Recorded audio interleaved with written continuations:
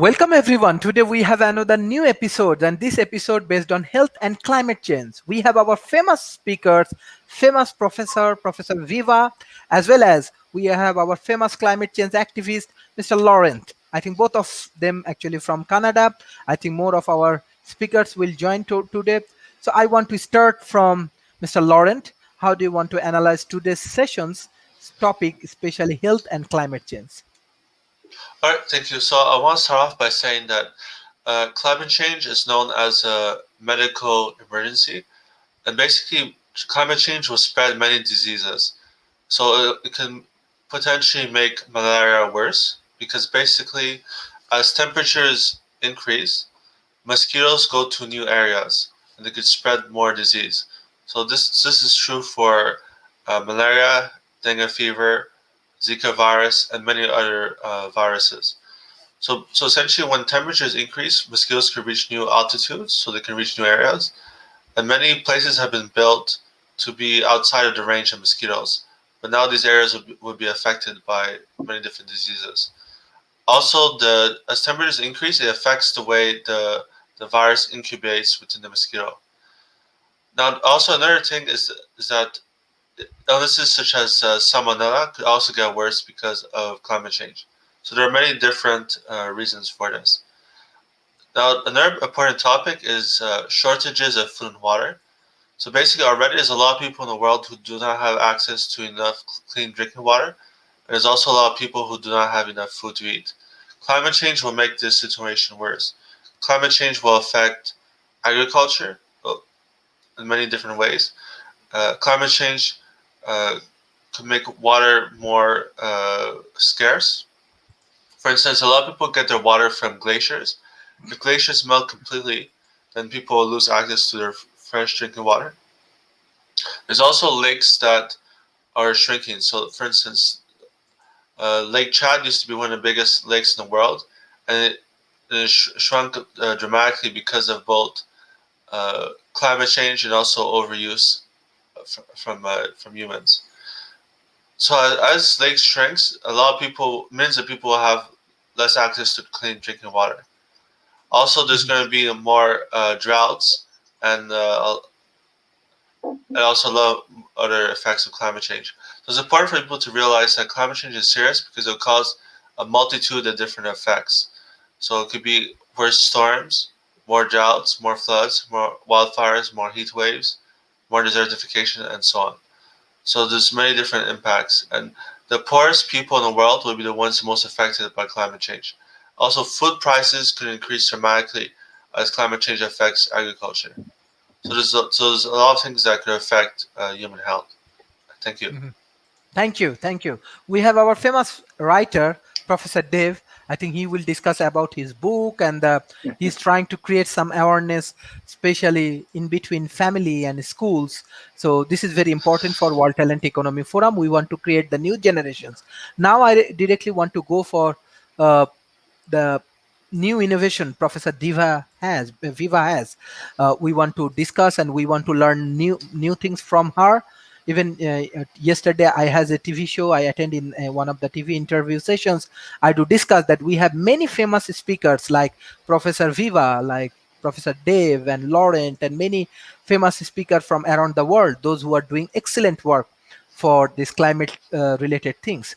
So I want to request Professor Viva, if you have any kind of presentation or anything you want to share with our audience.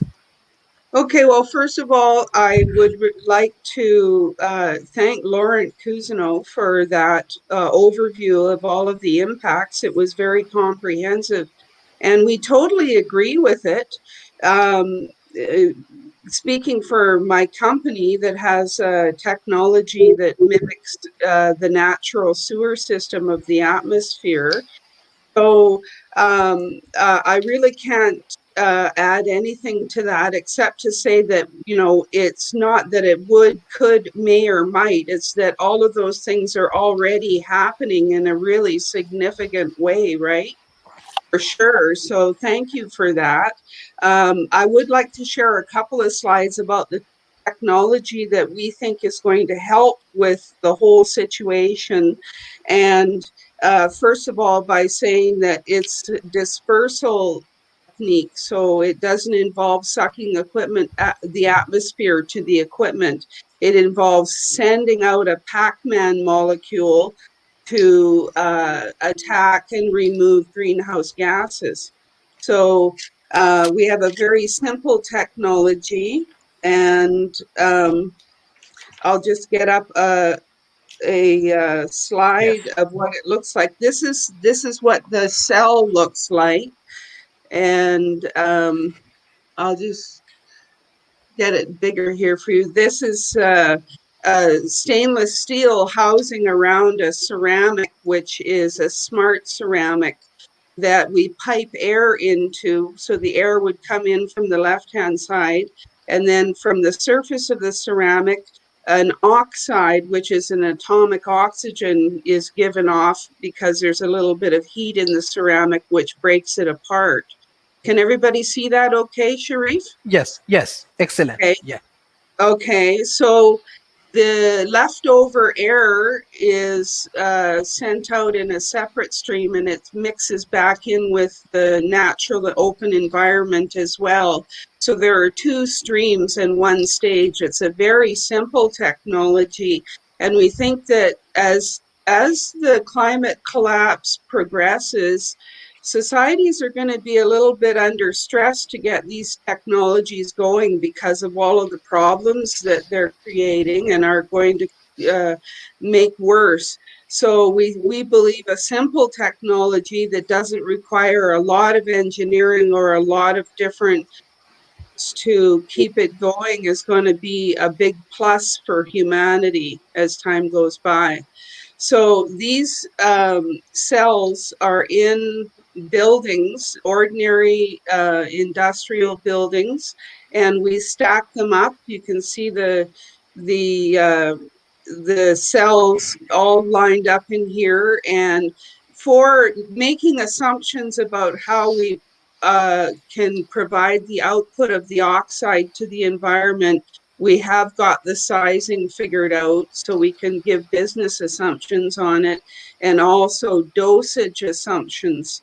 So the hydroxyl radical is a combination of hydrogen and oxygen. So that's where the word comes from.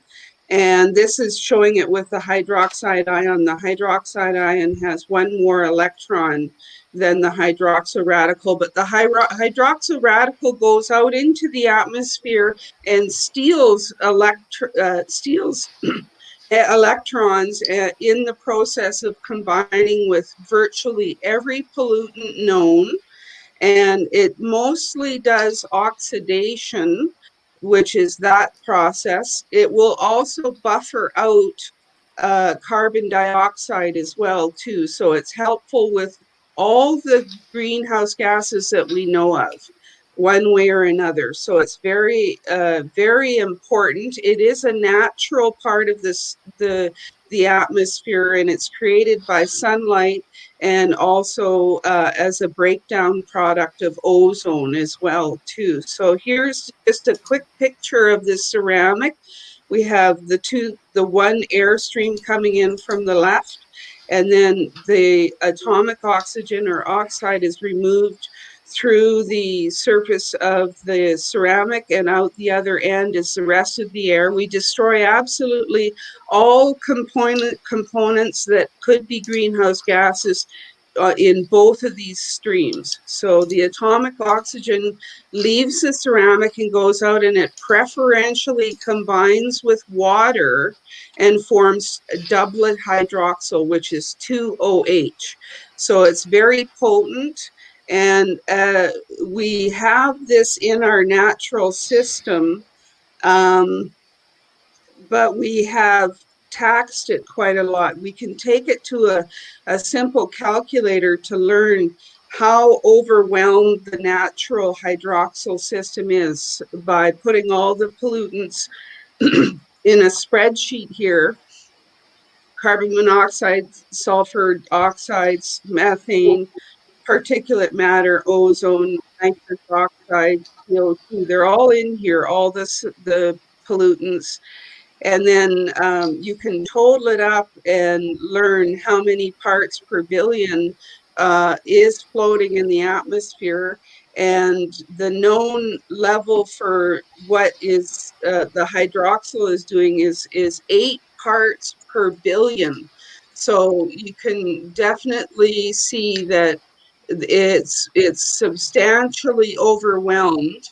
Now, the number here under the total reactant flux, 421676.2, if you subtract 420,000 from that, you get all the other non-carbon dioxide pollutants. But it just goes to show that we took pollution um, removal sink possibilities off the table quite early on in modern society with this, even though higher pollutant levels will also create more hydroxyl.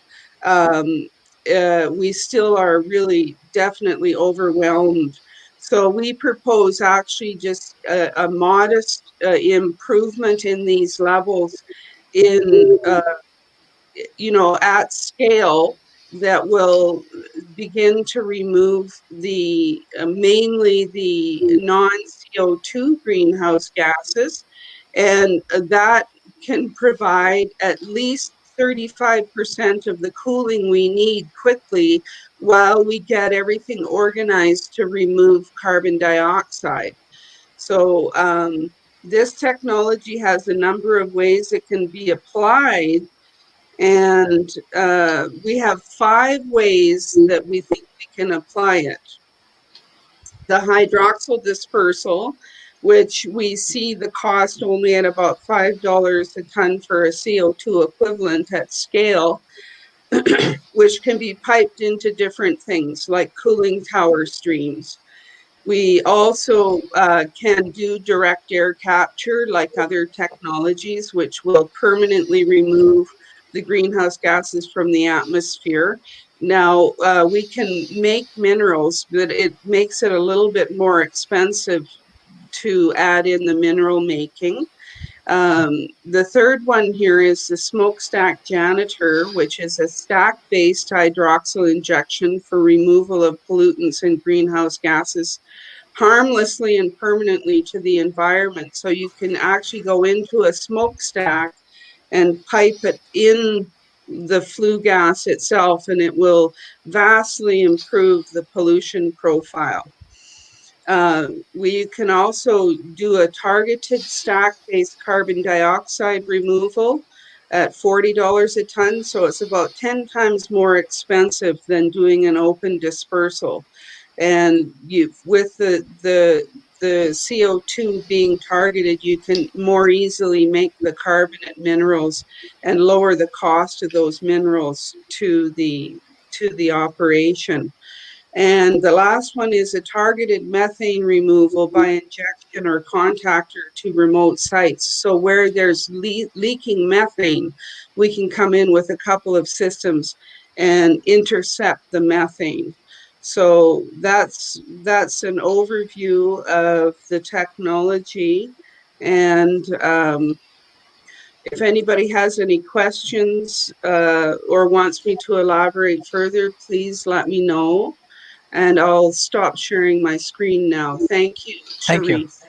Sharif. Thank you, Professor Viva. I request all from different university, government, policymaker, corporation, those who are observing today's show, because we are getting many calls from South Asia, from Asia Pacific, even from Africa and other country. Please share as much as possible to this session, because this is very important sessions, and how actually Professor Viva share her technology. This is very important, especially those who want to really solve these climate related challenges. I think this is the future, and she is one and only scientist who is actually solving these things So I think this is a great learning for different university policymakers and everything. Besides that, we have our other famous speaker, Professor Adrians. He also joined today's session. Thank you for joining today's sessions. Maybe he has different perception about climate change. We will listen and we will learn from him. So I directly want to go to Professor Dev.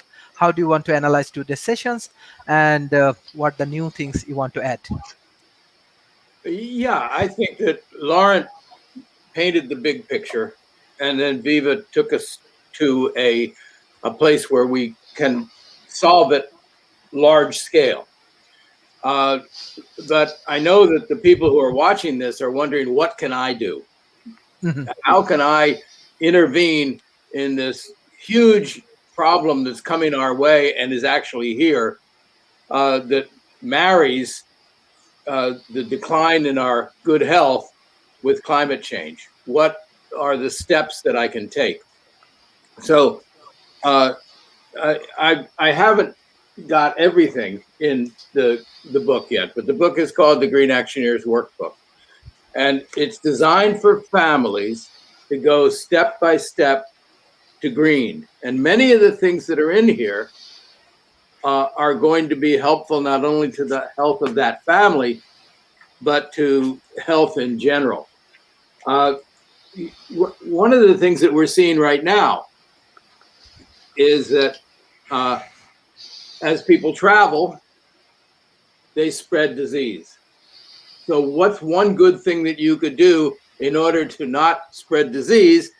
Stay put, work from home. We're doing that. Well, there's a side benefit to working from home. You're not burning fossil fuels in order to go to work. So, working from home is a good thing for health because it keeps you from contacting so many other people. Traveling internationally, for instance, has become one of the worst things that could happen in a pandemic. So if you get on an airplane and fly a long distance, you're going to be not only subjecting yourself to the diseases that other people have on them, but you're also going to be carrying things to other countries. There are now in this country 21 different strains of the coronavirus. And that wouldn't have happened if people had stayed put. So that's one thing you could do is stay put, work from home. When it comes time for a vacation, what Americans love to do is travel to Disney, wherever Disney is. I think that's true the world over now. Let's go to Disney. Well, that is a great idea, theoretically, and it's fun for the kids. But every one of those Disney parks has become a super spreader. Now, when you go in a Disney park, I live right next to one. You have to wear a mask, and you automatically stay some distance away from people because you're on the move. You're walking and so forth. But once you get on one of those rides, or you go into close contact with other people, then you're going to spread disease. So we've got the possibility of not moving around the planet so much. Another thing that we can do is eat lower on the food chain. What's for breakfast? Well, I hope it's something that you raised in your backyard or that you got locally, not from 2,000 or 5,000 miles away, but something that came from a vendor who grew it close to you or from your own backyard. I think we need to move away from factory farmed food and get more into home cooking. Create the food yourself in your own yard and then cook it yourself. That's our major vegetable in our suburban, tightly controlled homeowners association. We still grow probably a dozen things in our yard that we can eat. And So we have to readjust the way that homeowners associations in this country, and maybe this is true in other countries as well, control what your yard looks like. In this country, our yard has to be green, it has to be grass. The homeowners association comes by and tells you you can't plant that thing because it draws rodents or it draws vermin. It's food. You can't plant food, so we have to overturn a lot of those rules and work closer to home on growing our vegetation.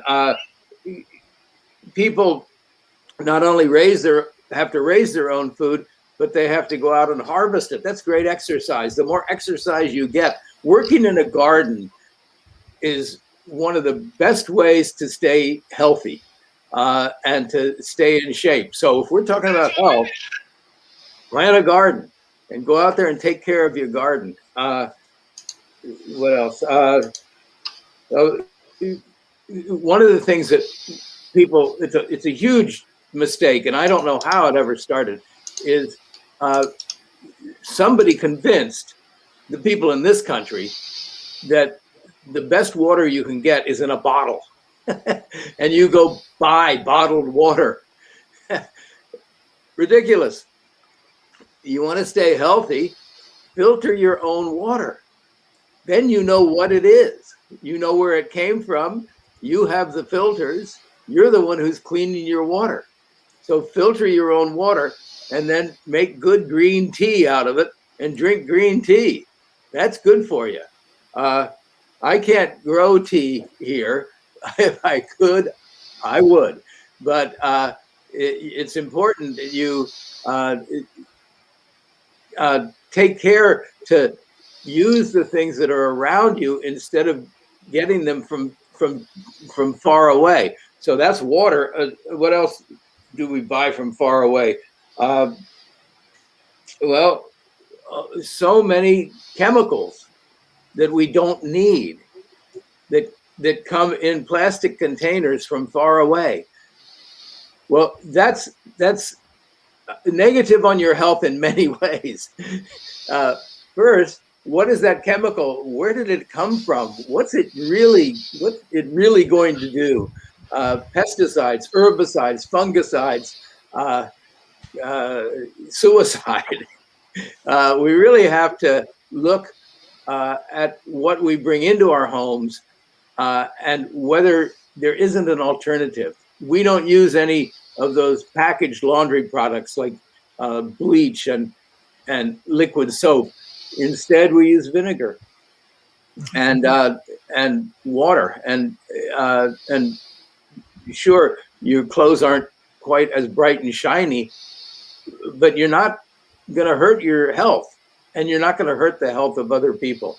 So it's a mindset more than anything else.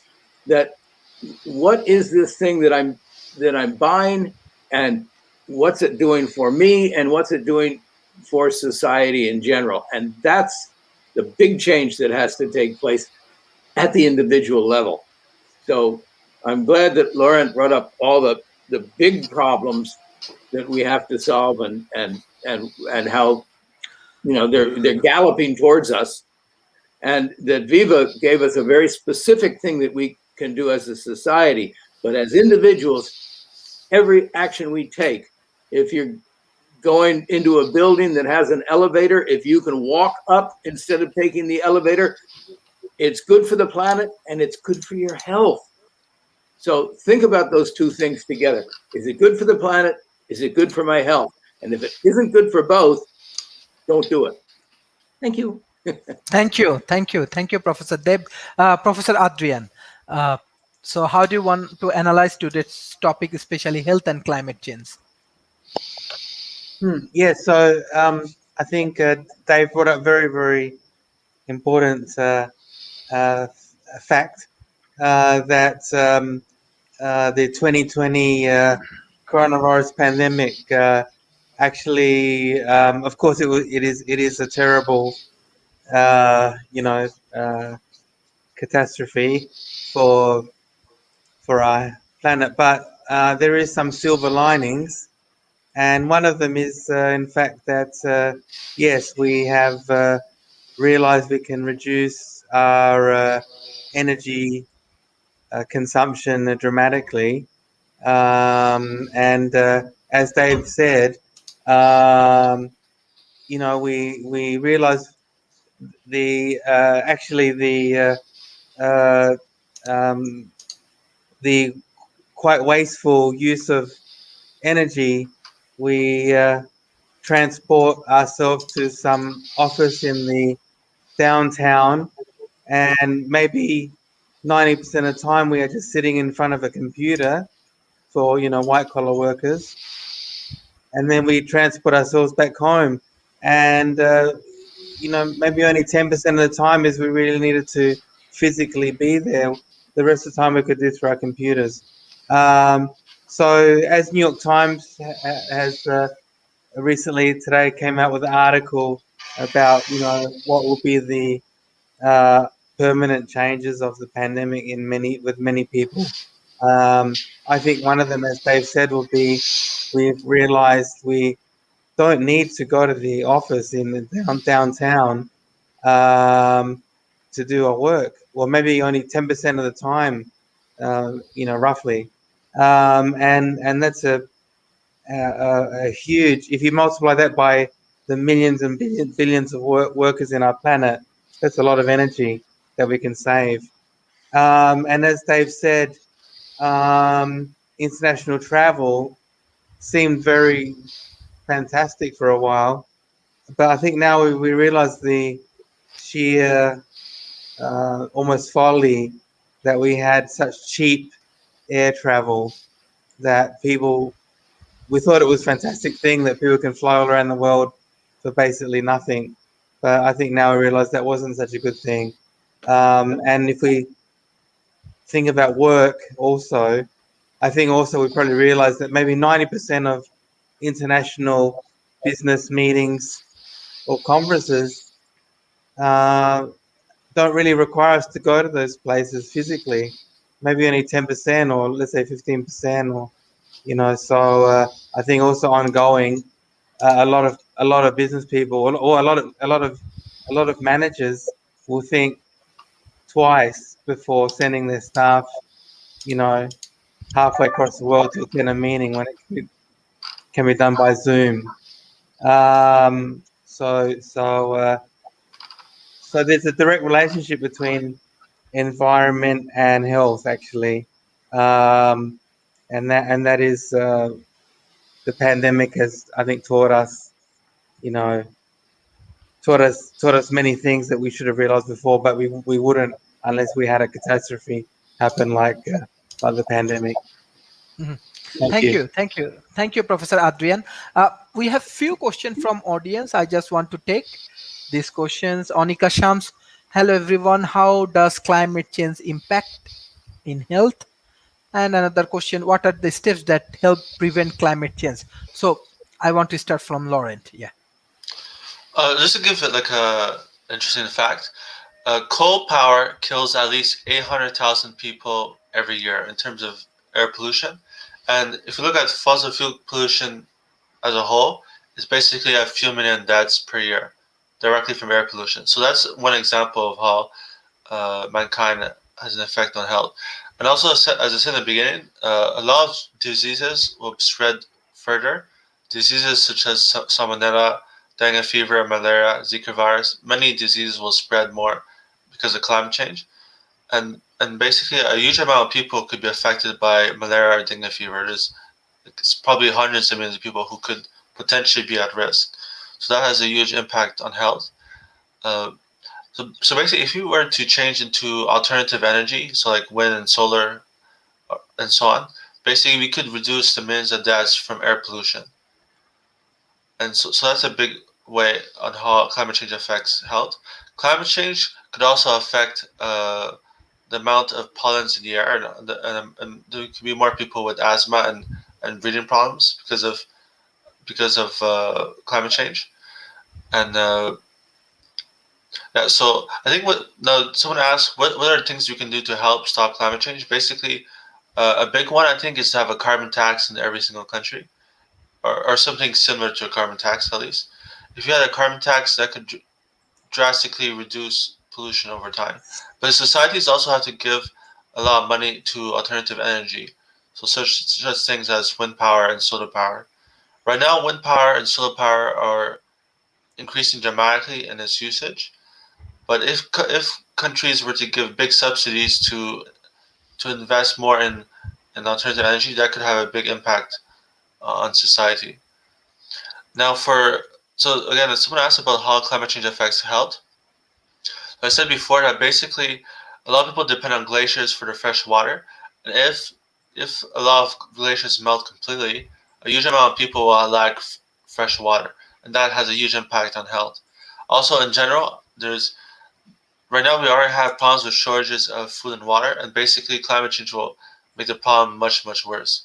So to give a few statistics, basically right now a child dies every 3 seconds from starvation, about 10,000 people every day. Also, it is estimated that 820 million people in 2018 did not have enough to eat. Uh, 811 million was the year before. So a huge amount of people lack enough food and enough water, and climate change will make much worse. So one key example is that climate change will affect how agriculture works. It could reduce productivity and will increase food prices. So there are many things that uh, could happen. So you Mhm. can do a lot of things at the individual level, as Dave said, and there's also a lot of things you can do at a societal level, such as carbon tax, more investments in alternative energy, and so on. So we need to do a lot of things together. Thank you. Mhm. Thank you, Professor Viva. Like you are developing technology, and which is very much helpful for the climate change. Like beside this technology, you have any other initiative or any things that strategically you want to uh, like Mm. implement in the developing nations? Yes, I run a Facebook page called the Blue Green Oxygen Experiment, and it's about people understanding that if 4 billion of us all grew more vegetable matter, we would actually substantially improve CO2 removal and oxygen production globally. So it's called the Blue Green Oxygen Experiment. And another Facebook page that we have is the Natural Sciences Geotherapy Association, where remedial techniques for both climate change and for environmental problems that are natural and nature based can be a part of the association. So we promote the nature based type of solutions. And so you can have a good look at a couple of those things. In addition to what everybody else has said, I'd also like to mention that we have a policy issues are going to have to be changed for everyone, particularly around the carbon taxation aspect of it, where we have to divert our wealth uh, to to the problem as much as possible. And I'm going to share. Am I sharing my screen? Yes, of Okay. course. uh, we have to actually take a hard look at some of the things that have been shown by this group here. The world's richest people produce 10%, produce half of global carbon emissions. So we are asking and advising that we need to focus on this specifically with government policy that may have to go beyond the carbon tax. So some countries like Canada, there is a movement to create a wealth tax, not only for improving the universal basic income possibilities for the country, but also to deal with climate change. But we really have to encourage, as a society, we have to encourage the wealthy as a group go carbon negative as soon as possible, because they are known to be responsible for such a large proportion of our footprint. So every time we have a chance to, we should be asking policymakers to find ways to help the wealthy go carbon negative. So I just wanted to bring that up as well too, as an additional uh, possible policy change. And that's really all I have that's extra to everyone else. Mhm. Thank you, Professor Viva. This is really interesting, and we have to learn more. Even like when I discuss with different policymakers and the governments, I also shares our content and everything's. So by this way, maybe more of the governments we need to develop more awareness. They have to learn more. They have to understand more what's going on, how we can solve problem together, and scientists like you, it's a very rare combinations of work and other things. So I think from around the world we need to collaborate for solving these climate change issues. Professor Dev, you are working with especially youth community, the young communities, and they're the futures, and Asia Pacific around 50 to 60% actually youth. So what's your futuristic thoughts you want to share with us based on climate change? That's a good point. One of the things that I think the world has woken up to is the fact that we cannot continue to overpopulate our area of the world in order to export our people somewhere else. That we've got to be satisfied with the land we've got, and we shouldn't create more people than the land can support.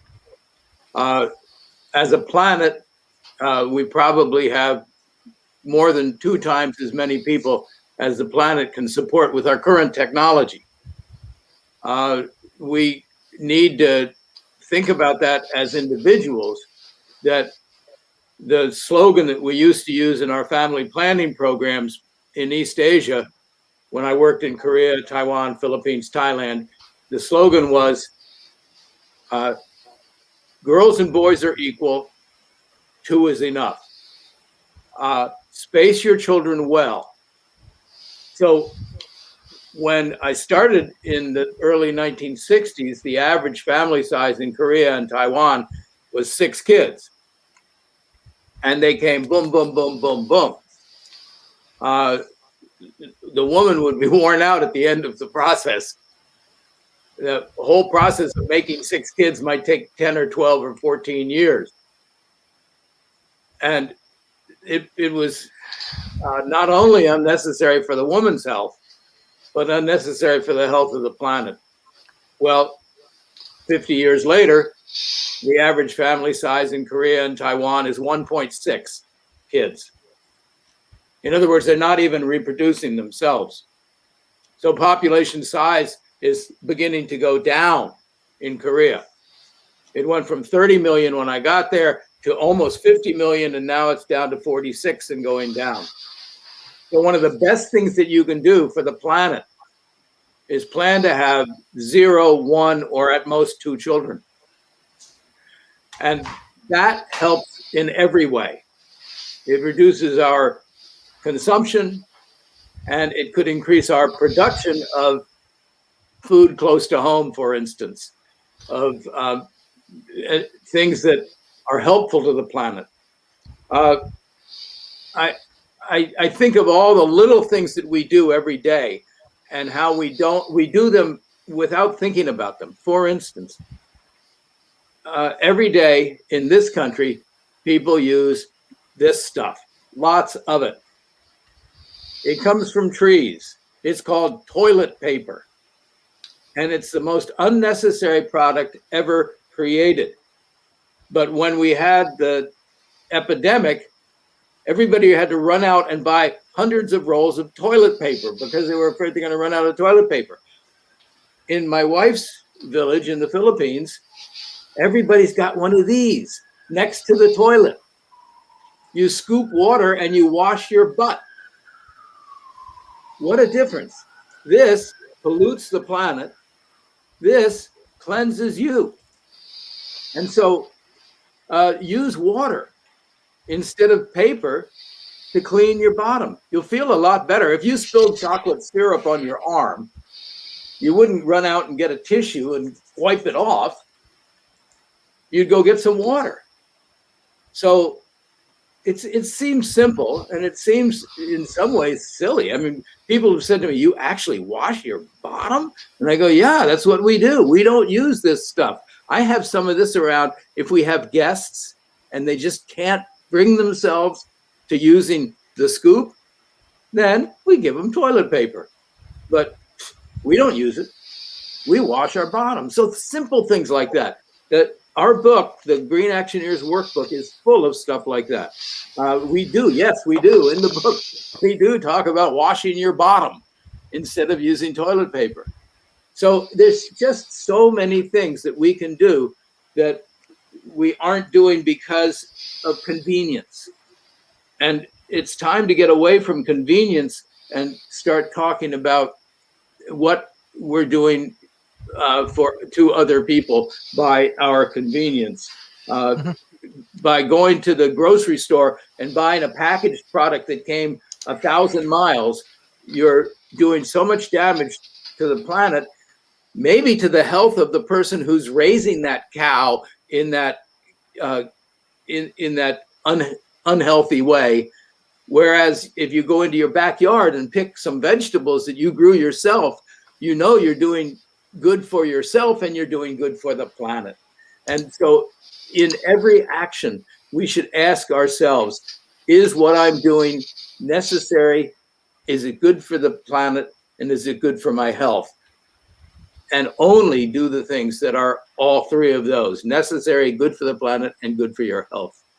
Yes. Thank you. It's a very nice discussion. But I have a question, Professor Adrian. I'm just coming.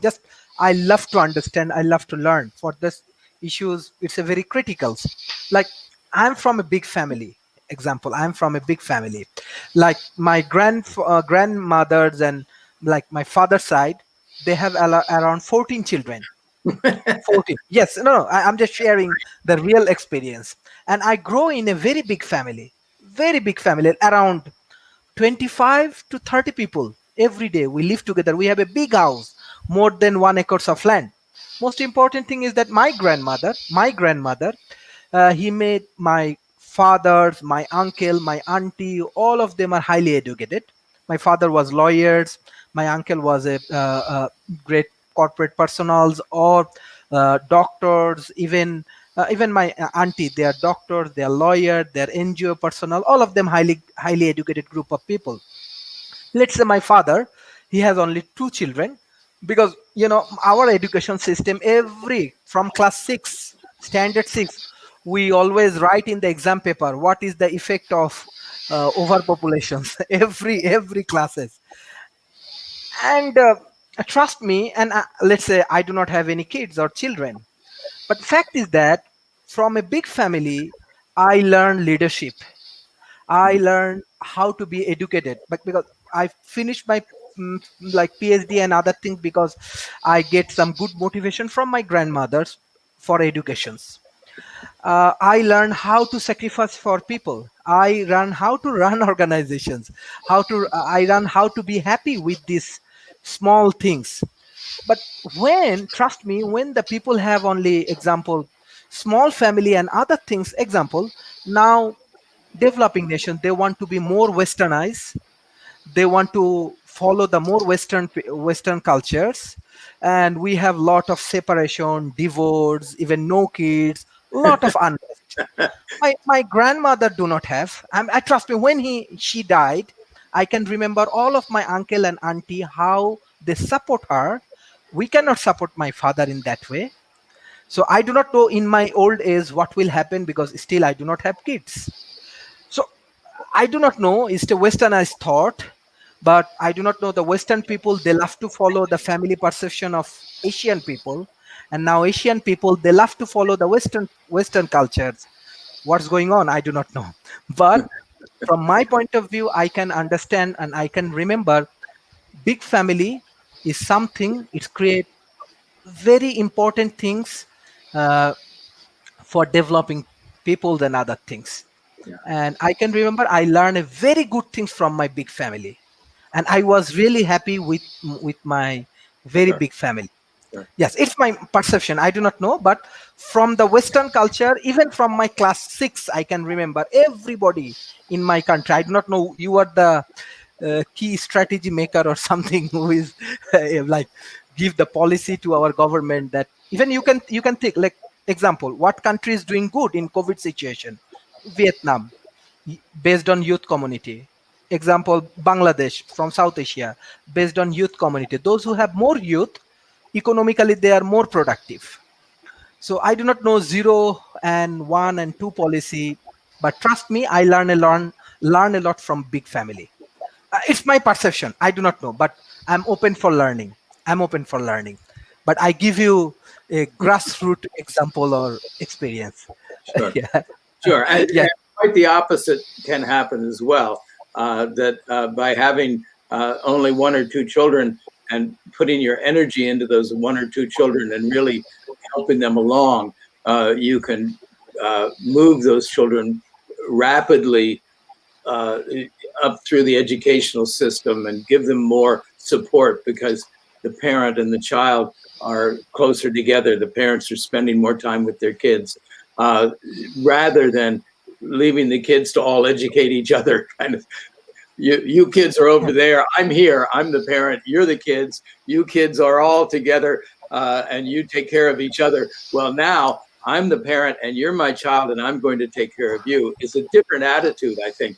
Mhm. We, Obviously. we look at countries where the population is aging so much, like Japan, Mhm. where the average family size back in the 1950s was 2 kids, and now it's less than 2, and they are losing their labor force, and Mhm. they have to import workers, which the Japanese do not like to do. And they Mhm. import workers from other countries and bring them in to work in their factories. So yes, there are real problems with small family size and with shrinking population, but the overall good effect of having a population that is not growing outweighs the ill effect of having a population that is growing exponentially. The whole uh, of the planet cannot afford uh, 10 billion people, but we're going to have them. I Mhm. started in the family planning work when there were less than 3 billion people in the world. And Mhm. we would say in our demography class, oh my God, there's going to be 3 billion people. What are we going to do? Well, now there are 7.8 or something. I don't even know, maybe 8 billion people in the world. And, Mhm. and, uh, and we as a world, especially with shrinking resources, with advancing climate change, with desertification, we cannot afford as a world to feed Mhm. that many people. So we have to uh, recalibrate and come up with Yes. ways to get the same benefit that you got by having a large family size, but Mhm. get that from society, not from a big family. Get all the kids in the neighborhood together to be a huge family of kids from that neighborhood. That's called a school, and let that be your educational base rather than your family of 14 children. I think Mhm.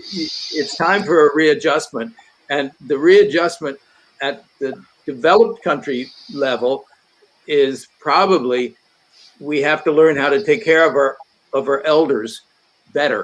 Mhm. We put elders Yes. in on the shelf in a building somewhere, and we say, okay, that's a nursing home. That's where the old people go. Well, that I think is an antiquated idea. I think we got to get rid of that idea, and I think COVID Mhm. showed us that we have to get rid of that idea because that group of people became the most susceptible, and we lost them. We lost a lot Mhm. of them, and so Mhm. so we have to reconceive how we take care of our elders.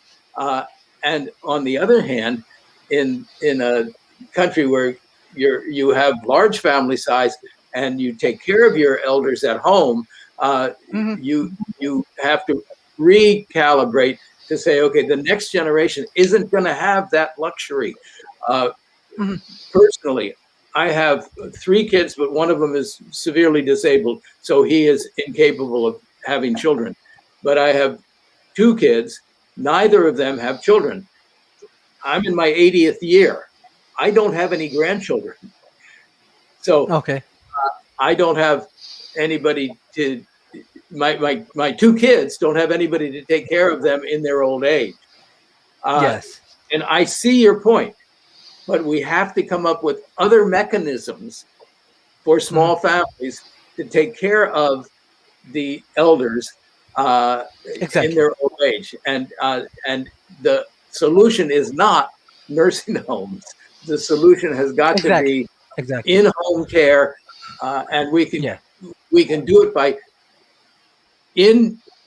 creating a mechanism to allow young people to have the gift of Mhm.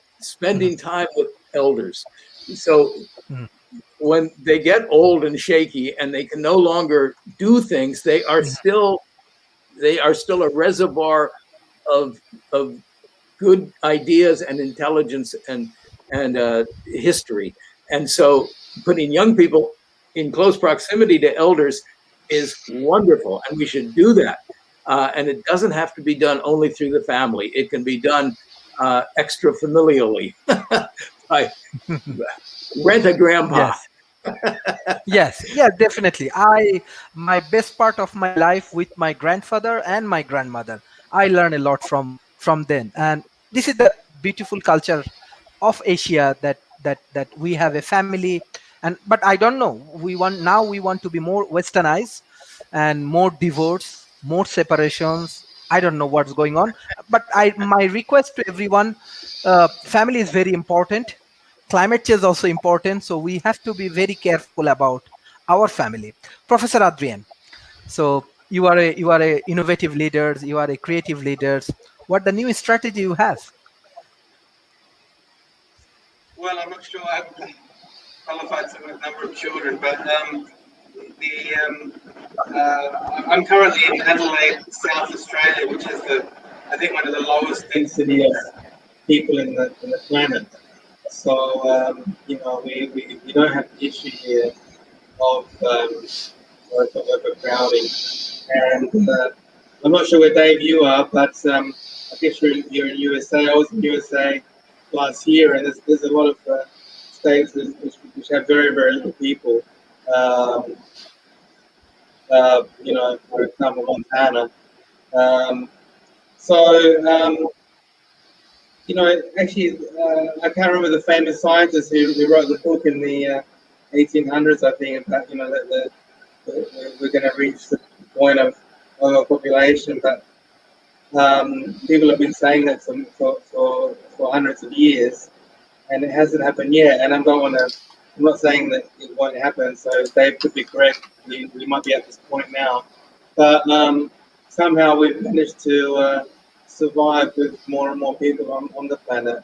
So it's hard to say whether categorically we've reached any kind of limit. Well, definitely we could fit a lot more people in Australia because it's about the size of continental USA. Although there is a lot of desert here, but we could fit a lot more people in Australia. Um, so it's hard to say about the when we'll reach the overpopulation. And also want to.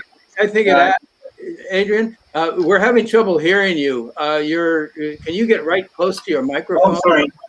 sorry about that. Can you hear me better now? Much better. Thank you. Thank you.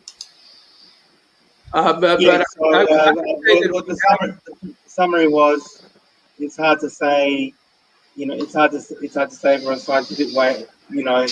Dave could be correct. We might have reached the point of overpopulation, but it's been said to be the case for many for hundreds of years. Actually, people have been saying that they're having those theories, but definitely in Australia, where I am in right now, we could definitely fit a lot more people here. So although it might not be as pleasant, It's a very interesting point about the, as Sharif said, there may be some very good advantages of big families in the some cultures, and it's not just Asian cultures. I mean, if you go to some fundamentalist Christians in America, they have also very big families too. So it's not just in the Asian cultures, also in Western cultures. We have that. And I want to say something a little bit controversial, but we tend to be very, and human centric, which is natural because we're humans. But even if humans manage to, kill each other off with overpopulation or environmental issues, I'm sure there's other species which will benefit. So, a lot of the environmental issues we talk about are very anthropo or human centric. And I saw that in the pandemic. I was in Malaysia actually for the first 6 months of the pandemic, and I saw a lot of places where many dogs started to breed, which wouldn't happen in the normal situation. There wasn't as many people, and because they were all kind of at home. But I suddenly saw a lot of dogs, wild dogs. So maybe we should also consider we tend to be very human centric or anthropocentric, and maybe other species would benefit from us dying off. Thank you. Thank you, Professor. Mr. Laurent, overpopulations, like even how population is increased, it has impact on climate change, or what do you think? What the research said actually? Okay, so the world population is almost 7.7 billion people, and basically, there's already a huge amount of people who have lack of fresh water or food, and as years go on, as we have a higher population, it's going to become even more difficult. We have even more people who are malnourished and more people who have lack of drinking water. So I think it's good to. I mean, although it might sound controversial, I think it's okay if governments try to lower the population by having, for instance, China, they had a one-child policy. I think if countries had, I know it's controversial, but I think if you reduce our population, it can help. Also, another thing that they found out is that when they invest in education, especially education for women, for young girls, that decreases the amount of kids they have. So when you invest in education, you're also helping with the issue of overpopulation. And also when you invest in health services in poor countries, people tend to have less kids as well, because a lot of people have a lot of kids because they expect that their kids will die. So that's why they have like 8 kids or so on. But if you invest in education, invest in health services, you invest to try to reduce poverty, I think you'll see that the population will be lowered. So I think we need to do positive initiatives to try to stabilize the population or to lower it. Because once we reach 9 billion people or 10 billion people, there's going to be a much greater problem with food shortages and also water shortages. And just to give you an example, on my website Climate Change Guide, I talk about water shortages. So to give an example, glaciers and ice caps account for over 68% of the world's fresh water and are melting rapidly. So a big chunk of water is from glaciers. If that were to melt in a distant future, a lot of people will start losing access to water. Also, another example, as many as 1.9 billion people are at risk from water shortages, as mountain glaciers, snowpacks, and alpine lakes are affected by climate change and rising demand. So that's 1.9 billion people. And also, so there's a huge amount of people already who have lack of fresh water. And if our population were to go up to 9 billion, 10 billion, and over that, there's going to be a huge strain on resources. Another thing that we need to take into account is that in the future, there could be wars over natural resources. So countries could have wars with each other because they're fighting over like water supplies. That's already starting to happen a bit, but in the future it could be much, much worse. There could be large-scale wars because of lack of food and lack of water resources. Because essentially, when people don't have enough food, they become desperate, and then that could cause civil war or war between other countries. So we need to take that into account. If we want to reduce this risk, we need to try to find ways to slower the population growth and try to like stabilize it or lower it. So I think it may be controversial to have like one child policies, but I think it would be a good thing. I think, but I know it's controversial. But that's my opinion. Thank Thank you. you. Yeah, Yes. well, I think the point Professor- was brought up by Adrian that we haven't seen the effect of this population growth that we expected, but we actually have. That the population problems that have come up in the last 50 years have been like the frog boiling in the boiling water. In other words, you don't notice them because they're happening so slowly and they're happening around you, and you just don't notice them. But look at the amount of land that humans have taken over from the wild. We've reduced our wild brethren by 90% in order to house ourselves. We've really decimated the wild.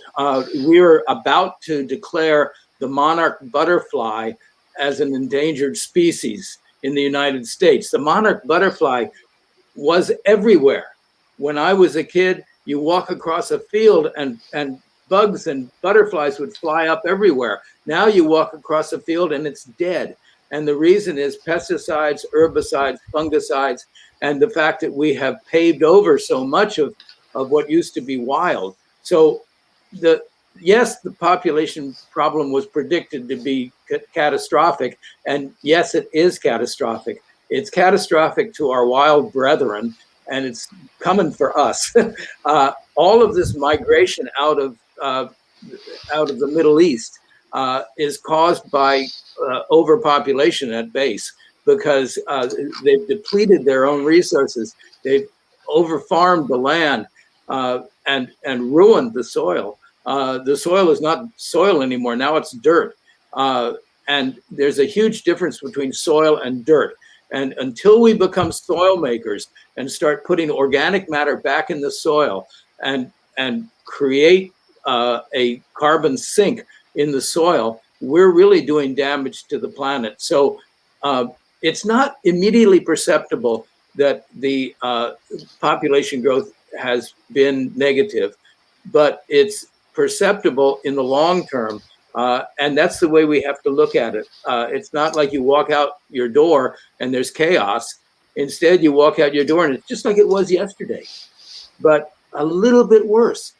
And it's that little bit that we can't perceive. And that's the frog in the boiling water, that we are going through something now as a society, but we're going through it with our blinders on because we can't see all the things that are happening around us. We can't see the death of nature. We can't see the insect apocalypse. We can't see the fact that there should have been a wealth of frogs and salamanders and other amphibians that are now really depleted. I mean, that's a class of critters that we've really done damage to because we poison their food source, which is insects, by giving them insecticides. So we're doing a lot of harm to the health of other creatures as well as to our own health. And there is no single agency that sits back and looks at all of this and says, oh, we're the ministry of damage to the planet, so we now need to readjust this thing. We need to go for the one-child policy, or we need to do this or that. Instead, it all comes at us piecemeal, so that the Department of Energy is trying really hard to do its job to get energy to everybody. But meanwhile, what's happened to the air pollution as a result of that? So that there's no single overarching decision-making body that says all of these things taken together are bad, and here are the things that have to be adjusted. Instead, we come at it piecemeal, and as a result, we don't solve all the problems. In Florida right now, there's a huge body of water, a lake that is leaking toxic sludge into a community, and it's become a big emergency. Well, why didn't somebody think about that 40 years ago when they started building the darn thing? And so that's the problem, that we do not have a long-term thinking. I really applaud some of the countries of East Asia for the fact that they have 5-year plans and 10-year plans.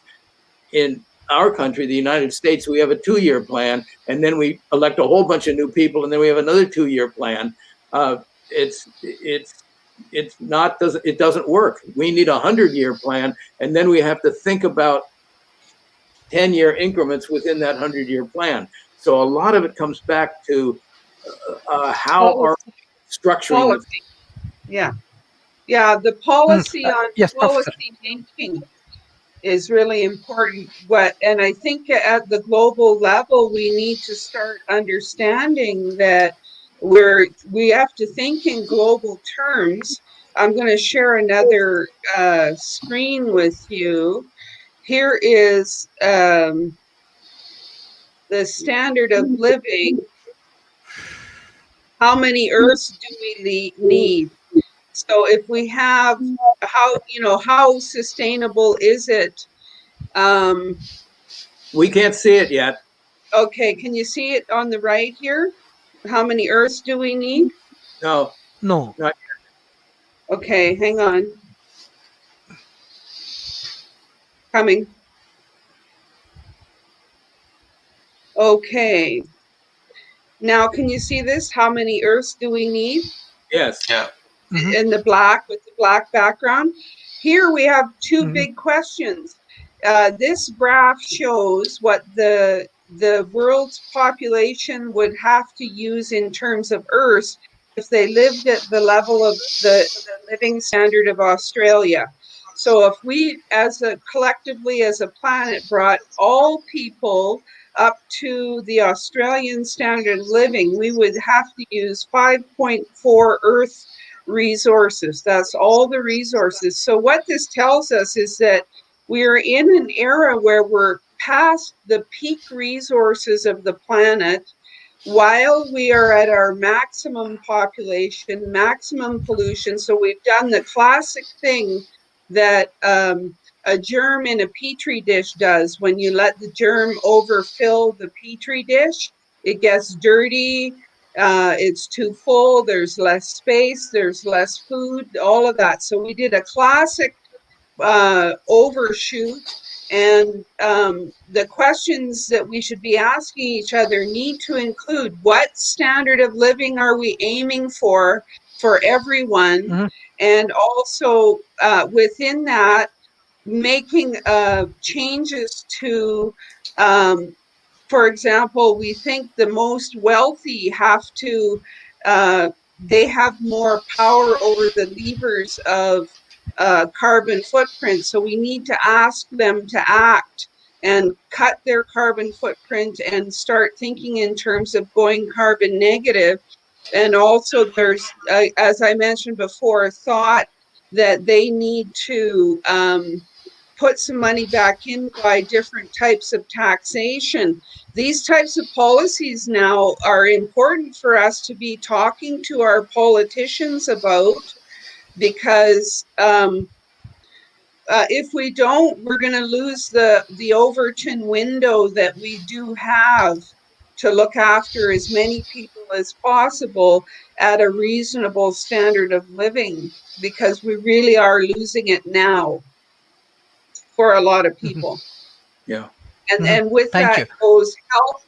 With that goes their health and their ability to contribute constructively, because they're so disempowered by food and water shortages. Thank you. Professor Adrian.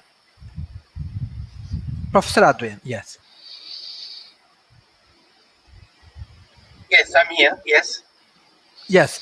No, like Professor Viva come up with a very interesting information and analysis. Professor Dave also have analysis on the these overpopulations and other things. So, what's your opinion? What you want to share? Or do you have any alternative solution or strategy? Well, I happen to be in Australia, which is number one on that chart, and as I mentioned before, we have a very, very low population density. So definitely, we could fit a lot more people in Australia, I think, although it might not be as comfortable. But another thing is that there's an awful lot of land which is used for farming in Australia, at least. So sometimes a lot of the problem is not so much the people are taking over the land, but farms, massive farms, which we have industrial level farming in Australia, and so there might only be very few people, but some farms are almost as big as the size of some countries in Europe. I think our biggest farm is as big as Germany in Europe. Um, that displaces the native Australian wildlife, but it's not actually so much due to population people density. It's how we use the land. So there could be another way, which is we could have a much higher population density, but we try not to use the land in such a massive way, and let the natural wildlife to flourish. Um, so all of these things, I think, uh, you know, I think that maybe there can be different angles to look at in terms of, is it population density or is it industrial level farming, and so maybe we need to think of a balance in terms of these factors, and also, as I mentioned, a lot of these discussions is human centric, so maybe other species will benefit from human decline, and I think that's one thing that a lot of environmentalists don't think about. Mhm. Thank you for it's really great discussions for Professor Viva. I want to give a special thanks for Professor Viva with your presentation. Lawrence and Professor Dave has excellent analysis, and always Professor Adrian support for World Talent Economy Forum. So we will arrange our summit, our discussion, our roundtable discussion. Especially, we want to do more work on research, policy making, and other things. And World Talent Economy Forum is open for collaborations. So any point we can work together, we can solve any problems together. We are open for that. And the audience, those who always support us, share our content as much as possible. Share in your classroom, share with your corporation, with your government, with your policymakers. So by this way, if you have any kind of problem or challenges, you can communicate with World Talent Economy Forum, as well as all of our experts, those who are actually discussing together. They are our mentors, they are our advisors. So any problem that we can solve together, we will solve. And thank you for joining today's session. I directly want to go for the concluding remarks for today. First Mr. Lauren, then Professor Viva, then Professor Dave, and finally Professor Adrian. Yes. So I just want to give a few facts. So on my website, Climate Change Guide, for the article Shortages of Food and Water, it says in 2050, the human population may hit 9.7 billion, and this will only aggravate the current situation. By 2100, it could peak at 11 billion. Between 2000 and 2050, water demand is projected to increase by 55% globally, with agriculture accounting for 70% of global freshwater use. Moreover, the food production is going to need to increase by 69% by 2035 to meet the demands of a growing population. And also, another interesting fact, it should be noted that although 70% of our planet is covered by water, only 3% of it is fresh water. Over 1 billion people lack access to fresh water, and another 2.7 billion find it scarce for at least 1 month of the year. So already we have a lot of problems and things could get worse.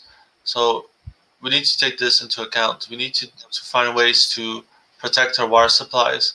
We need to try not to make overpopulation become too big a problem. And it's important that we spread awareness about climate change. On my website, Climate Change Guide, I have a list of many different good documentaries about climate change, such as Inconvenient Truth, Before the Flood, Merchants of Doubt, and so on. So for more information, you can go on the website Climate Change Guide. Thank you. Thank you, Professor Viva. What are the concluding remarks for today? Please unmute yourself. I think this was a really good discussion. It covered a lot of different areas, and I sort of selected policy decisions as an area that we need to actually talk more about, and what we encourage our politicians to do is really important, because they really hold the reins of progress in their hands, and they're the ones that are going to have the challenge of making the more wealthy carbon footprint makers of the world change. They're going to be the agents of that change in particular. So we, as citizens, need to identify that for the politicians, so they know we're aware of it and that we're watching them as they grapple with new policy around less resources and also sharing of resources, the whole discussion between where the wealth is and where the wealth needs to go and be allocated. That's all policy.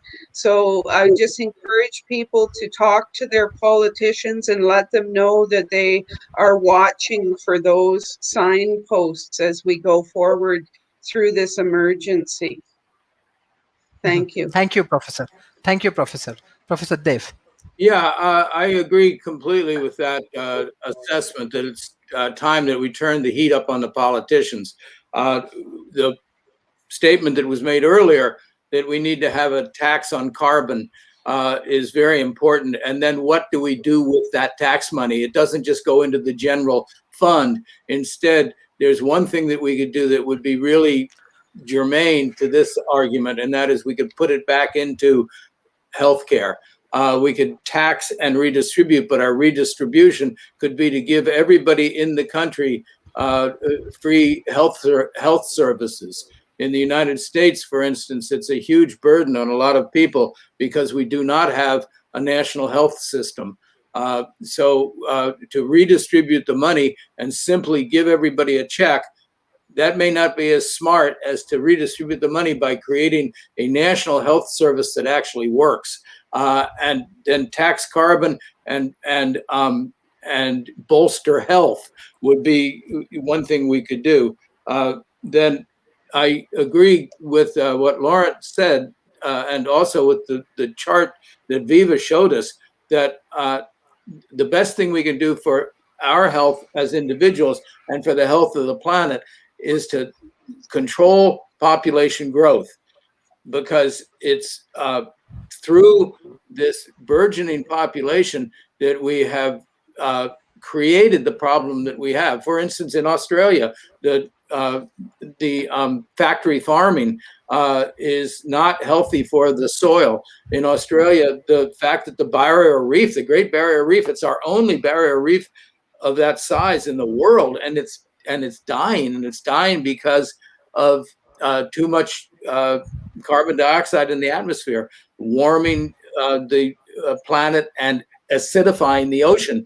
Those two things are killing the barrier reef. So there's so many places where if we had smart policy making, we could deal with it. But it all comes back to people. And that's why I really push people to think about the Green Actioneers Workbook. If you're in a country that you think should have a step-by-step guide for families to go green, get in touch with me, Dave Finnegan at greenactioneers.com, and I will happily send you a digital copy of the book and then you can help me to create that book for your country. So if you're in Bangladesh, if you're in Malaysia, if you're in China, if you're in Singapore, no matter where you are, I would love to have this book be available everywhere. Right now, it's in English and Spanish.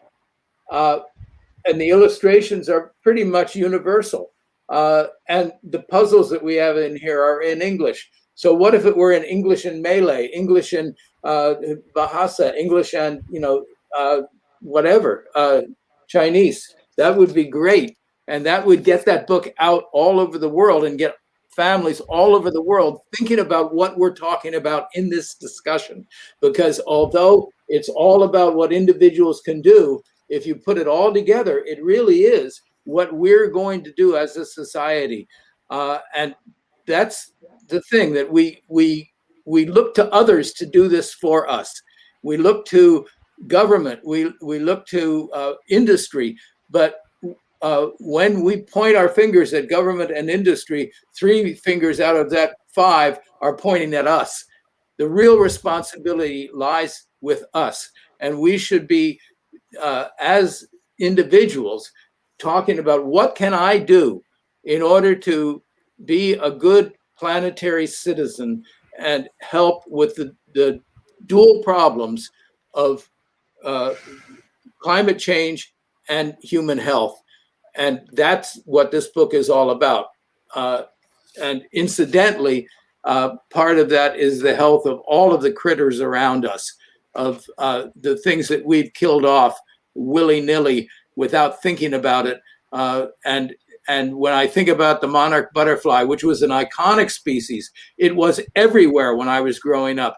Now they're down by over 90%, and they're thinking of putting them on the endangered species list. That's a huge change. So although it may not appear that the population growth has caused as severe problems as it was predicted to, I think it really has actually outdone the predictions, but we just don't notice it because we're not good at noticing things that are changing around us. So thank you so much for the opportunity to talk about something that's very close to my heart. Thank you, Professor Dev. Professor Adrian, what's your concluding remarks for today? Well, it's been a great honor to hear all the speakers, Laura and Dave and Viva. So really appreciate your views. I think the first point is maybe on related to health and climate change. I think we, as discussed before, we can learn a lot from the 2020 pandemic, and I think a lot of things that happened may continue even after the pandemic is over, and a lot of things which perhaps were very wasteful in terms of using energy, as we discussed before.